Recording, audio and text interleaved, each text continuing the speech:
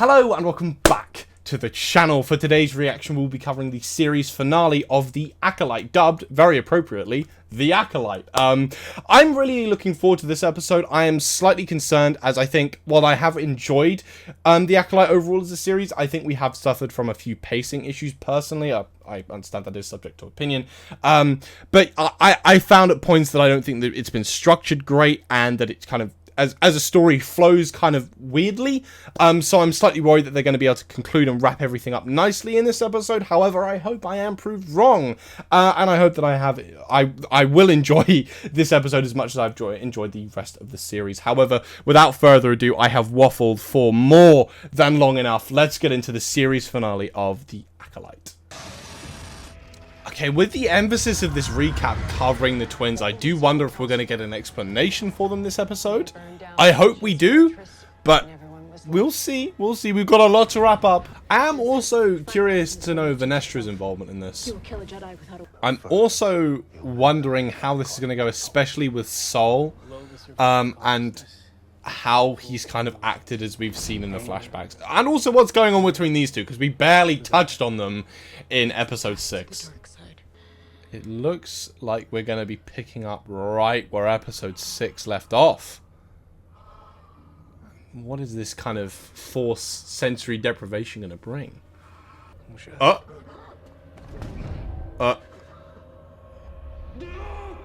What the? Is that Osha doing that? What the hell? Everyone in there died because of the four of you. It was a massive misunderstanding. Is what it was. I like how Basil's just kind of been chilling this entire episode. That's a sick-looking escape pod. It's been a while since we've seen some good pilot action in Star Wars, though, so I'm excited to see this. I would argue in saying that the escape pod is cooler than the actual ship. It is a really clean-looking design.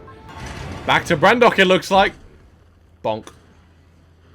You know what? As crash landings go, I'd take that. That's not bad at all. I'm already suspicious of this senator being all of a sudden involved in the finale and knowing about what's going on. Like, and this is why I think the Jedi came into their biggest flaw, and that is unifying with the Republic. Bad idea.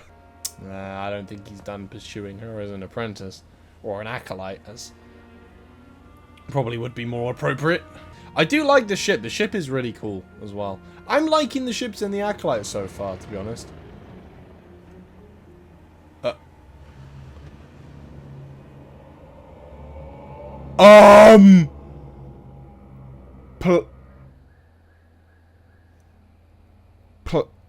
That was Plagueis. I'm like... Oh,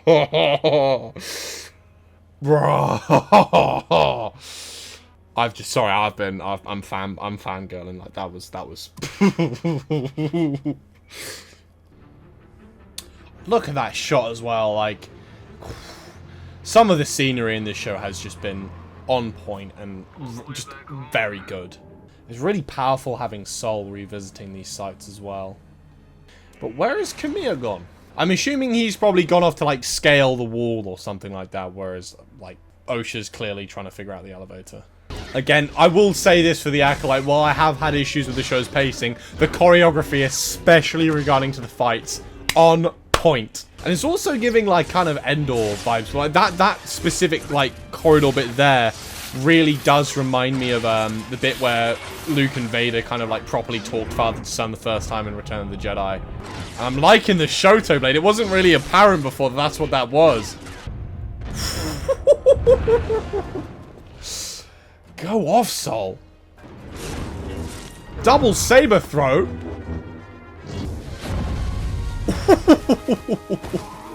And seeing the Force used like that by a Jedi in a fight, I don't know if we've seen much of that before. Honestly, the fighting as well has been pretty damn well choreographed. Like, a lot of the action in this show is really, really on point. That's why Plagueis crawled out of that cave. He had create life with the Force. Oh, Jesus! Like, I'll admit, Sol didn't do any much. He did something. He majorly cocked up, but If he deserved death, I don't know, man. It's almost like they've reversed. Like, people. I mean, like, Osha's now acting like Mae and Mae like Osha. It's bizarre. Ooh. I mean, it's an unconventional bleeding, but that's pretty damn cool if you ask me. And now how's Venestra gonna fit into the mix? Because they've got like 30 Jedi there. You're alive. Oh. Looks like those theories weren't wrong. And Basil appears yet again out of the blue. But what in good God is he up to? I'm now curious as to what's down here. Because I think this will give some explanation of Mae's steps after... Yeah, okay. It's going to explain how she kind of got out as well. Venestra's going to know what's finally happened on Brendok. Because Indara, I think, yeah, Indara covering it was a... Again, I wouldn't even blame it on Indara. It was just a very big cock-up, all in all. I think the theories on Camille being a former Padawan of Venestra are pretty much confirmed at this point. Basil's going back to his purpose of sniffing. I'm confused on why he sabotaged the ship. I genuinely am curious. It's nice to see them finally kind of sorting out their, I don't want to say shit, but like trauma. Also, he seems to be like mysteriously quick. Like, it's impressive. It's honestly a pretty cool chamber as well. It's a very interesting design, quite colourful. You know a pupil of mine before he turned to evil. Venestra knew of this? Okay. Well, I guess she kind of knows about it now, but whether or not she knew that he turned to evil until she sensed him on Brendok. I do highly rate the robes. And the fact that she's now going to use Sol's lightsaber as well, just with a bled crystal. Ooh, okay, not the end. Sorry to disturb you, Master. We need to talk.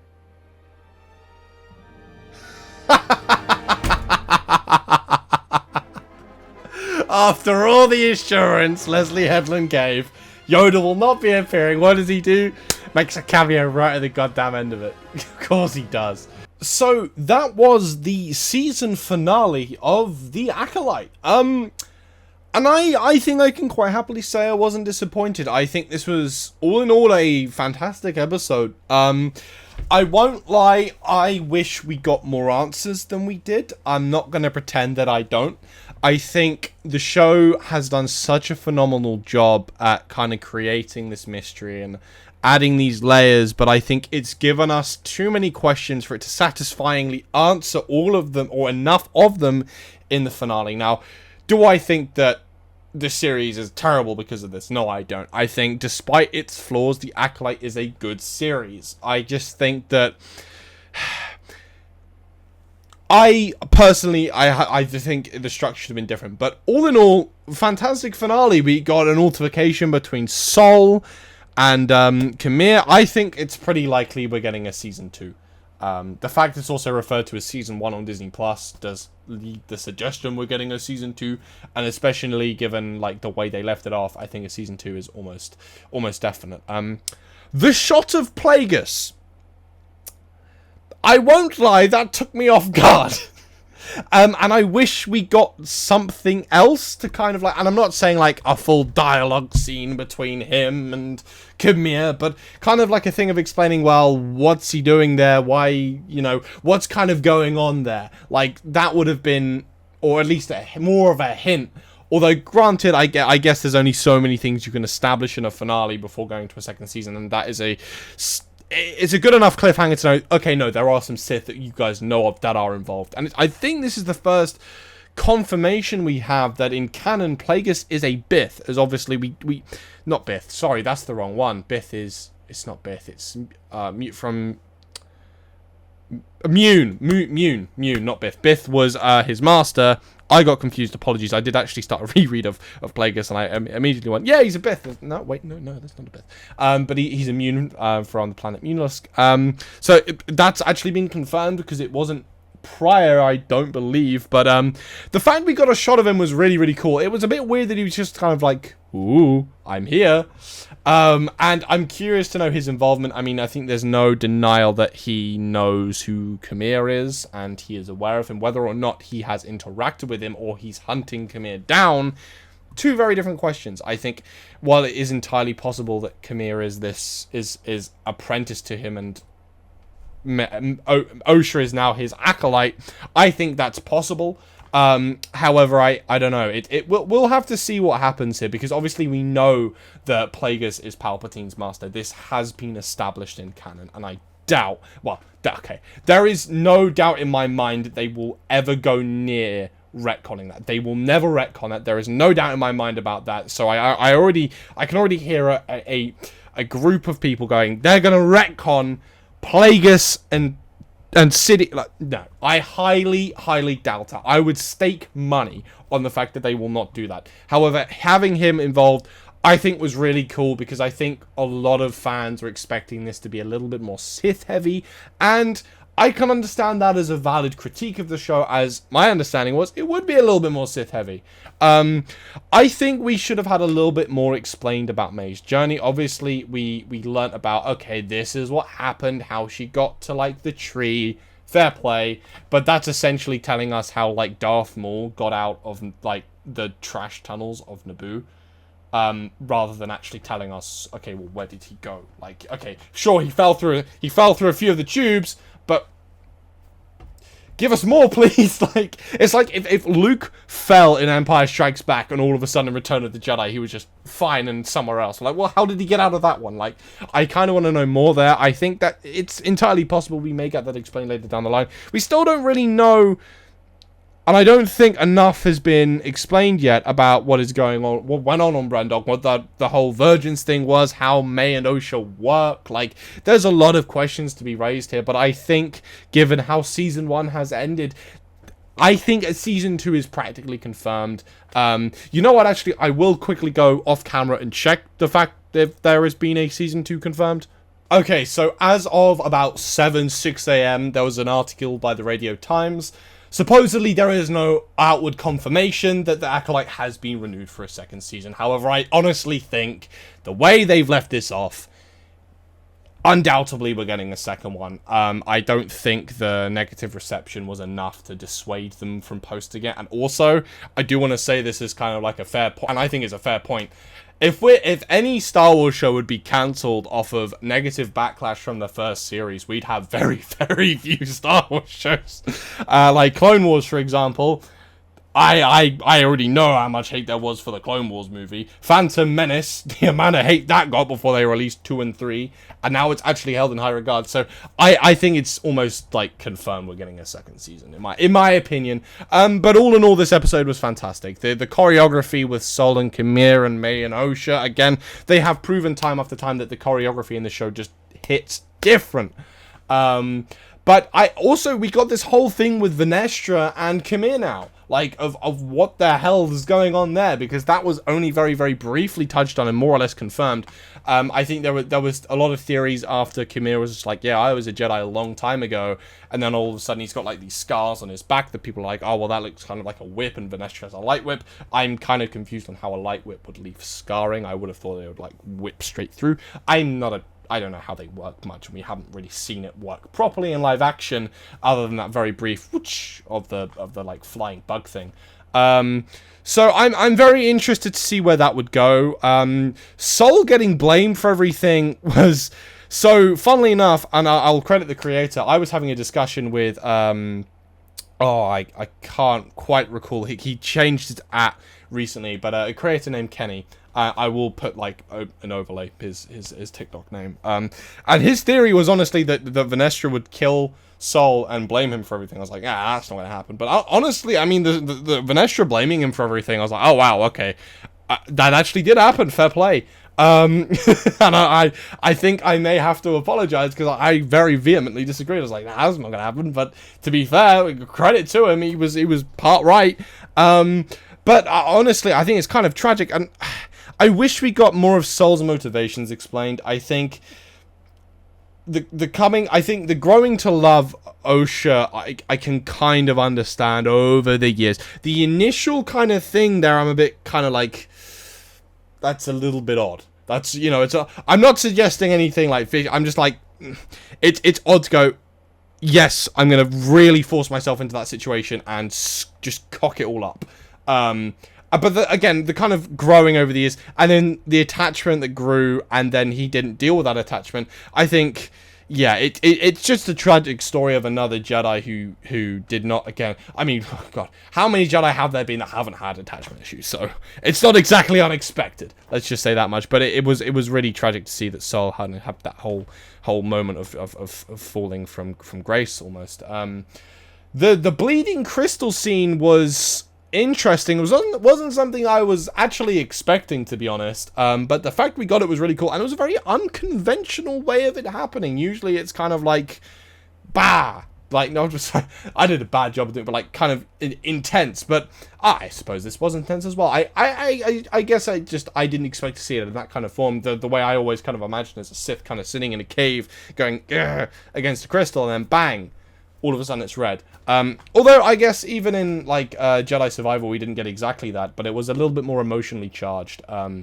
And I guess if I would critique that scene, I'd say I thought it would be more like that. But honestly, I'm pretty happy with what we got there. I thought that was a cool enough scene, and it was pretty cool in itself that she's now using Sol's lightsaber, but it is now bleeded.